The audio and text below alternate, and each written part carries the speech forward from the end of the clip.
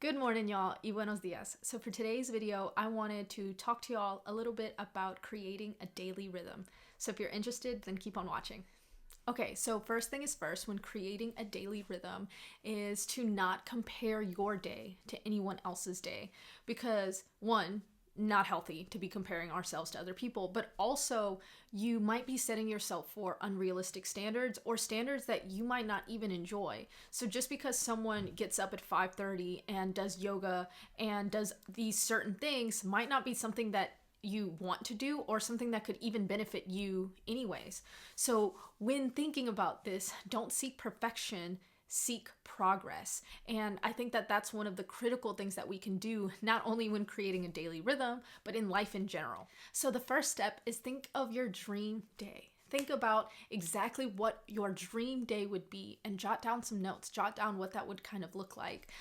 If that means taking a long walk, if that means doing yoga in the morning, whatever that looks like to you, be very specific to yourself and what that looks like. Don't write vague things like having a slow morning. Give details as to what your dream day would look like. The next step that you want to do is get a calendar, whether a physical one or the one that comes on your phone. Just get something that you can write all of this information down. So the first step that you want to do in your calendar is write down your must-haves. So write down your work, write down if you're in school, write down the things that you have an obligation to and that you can't really skimp out on. The next step, which is a step that I think a lot of people forget and is probably one of the most crucial ones, is add your sleep hours. Figure out your sleep hours before everything else, because most of the time people just put sleep on the back burner and realize that they're only sleeping 4 to 5 hours a night. And that is so unhealthy, y'all. I'm going to link down below a couple of books that I've read on the importance of sleep and just how incredibly important it is to our lives. I know that it's hard, especially as parents, especially as people who work from home and are working non-standard jobs. I know it can be really difficult because we just want to get as much done as possible. But remember that the quality of the work that you're putting out is a reflection of how well rested you are. And if you're not sleeping, then you're not well rested. So add those sleep hours in. And the next step, which is also something that people tend to forget about, is add meal times. So if you are someone who is working from home or is working at odd hours, you have to add in those meal times, because so many people will tell me, wow, Jen, it's like 4:30 and I haven't eaten anything. I guess, because I was doing this. It is not good. It's not impressive. It's not something to be proud of that you haven't eaten that long. You need to get some meals in. And so for that, you can either throw stuff in the freezer that's already kind of pre-done, or you have to figure out and make time for yourself to have meals, because not only is it obviously healthy to be consuming things that are good for your body, but also mentally, we as human beings need that break to eat food. We are wired to sit down and eat our meals. And I know that that is so difficult, especially during this time, because everything is so hectic and everything is productivity based and just cramming in as much work as you can. But we have to remember that the quality of our work is only a reflection of how rested we are and how well we are feeling. And we cannot feel well if we're not eating consistently in a normal basis. The next thing that you want to add is movement. So whatever kind of movement that looks like for you, it will be specific to yourself. Don't be going out there and running 6 miles if you absolutely hate it and it does not bring you joy and it hurts your knees. Don't do that. Find something else. There's so many incredible things to do. You don't have to be doing those workouts that you see people on TikTok doing, whatever. Don't do that if that's not something you want to do. If it's something you want to do, by all means do it, because it's bringing you joy. You're moving your body. It's healthy at all realms. You want to find something that hits all of those points. It might be cycling. It might be walking. It might be listening to music and jamming out in your room. All of these things are still movement. I think that during this time, we have such narrow aspects of what joy can look like, of what movement can look like, that if we don't see somebody in the gym 6 days out of the week, we're like, oh, they're not doing anything. And that's just clearly not the case. If you are more of an outside person and you just want to go on hikes, if you want to ride your bike, if you want to do yoga, if you want to do YouTube workouts, whatever that looks like to you, remember to add that time to your day every day. And again, you don't have to do the same repetitive thing every day. You don't have to do yoga every day or whatever it is every single day. Mix it up. I think that that is one of the things that holds people back, is that rigidness when it comes to movement, when it comes to working out, when it comes to having any kind of workout routine, is the fact that they see it in such a narrow spectrum. They're like, okay, I need to work out and do a HIIT workout every single day at this time. It's like, when you set yourself up for those rigid standards, you are more likely to give up. And then you're more likely to push away from that altogether, instead of like Wednesday HIIT days or whatever it is that can make you feel excited about it. And again, bring you joy. You want this to be exciting. You want this to be fun. You want your body to feel the burn. You want it to feel good while doing it. You don't want it to be like, oh my God, I have to work out and I hate myself and it's gonna be like, that's not conducive of A, feeling good, or B, mentally being all right. Like, that's not how you want to see these things. You want to see them as something that you're looking forward to. And yeah, it's gonna be difficult. A lot of these times it's gonna be hard. Like, sometimes we'll go out on bike rides and like, I know it's gonna kick my ass. I know it's gonna be hard, but I'm still looking forward to it. You get what I'm saying? Like, you could have a kickboxing class that like, you know, you're gonna be sore for like the next 3 days, but it's something that you're excited about, something that you're looking forward to. And that's what you want to do with all of these things, is have things that you're looking forward to throughout the day, because we don't want to be living for the weekend. We don't want to be living for Fridays and Saturdays. We want every day to bring us joy, because we should be joyful for every day. And my last thing for creating this daily rhythm is add your joys.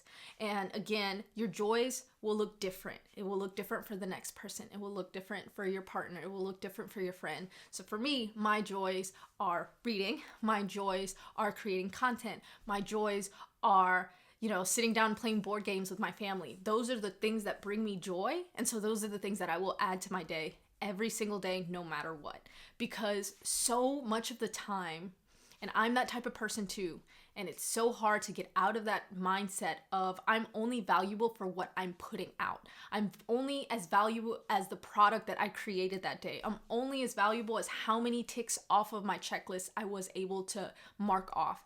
And it's not a healthy way of being. That is not how we are meant to live, but we have been conditioned to live that way because of the world that we're in.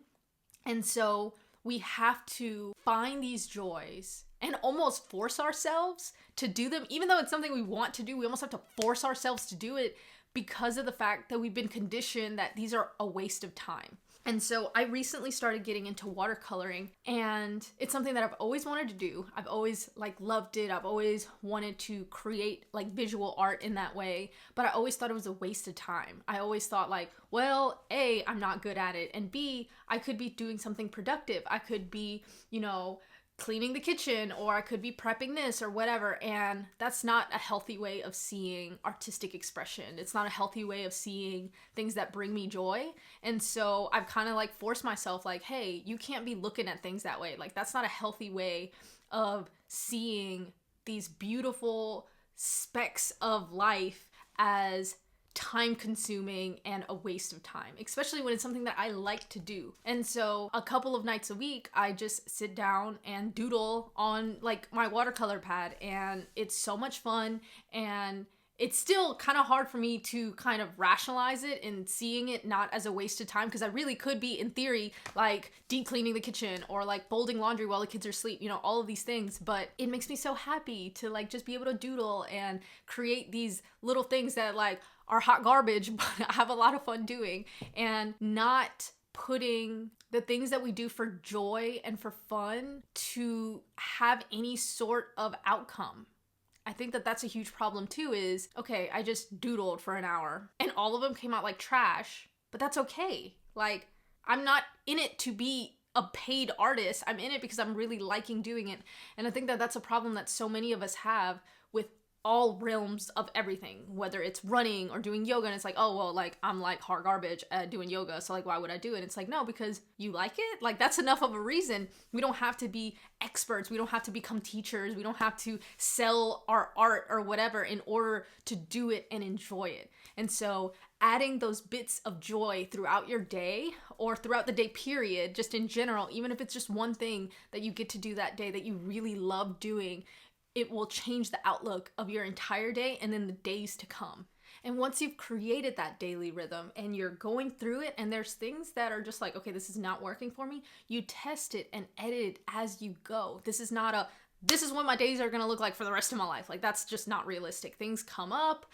You might get sick. Someone else in your family might get sick. You might have certain things that are going on in your life emotionally and spiritually that will make you have to bend. And that's why it's a rhythm. It's not this strict schedule that you have to adhere to. It's a flow that you will follow. And so if it's something that, okay, this timing for this is not working, let me try this. And then when you try that, you're like, okay, that's working so much better. And then you just kind of edit as you go.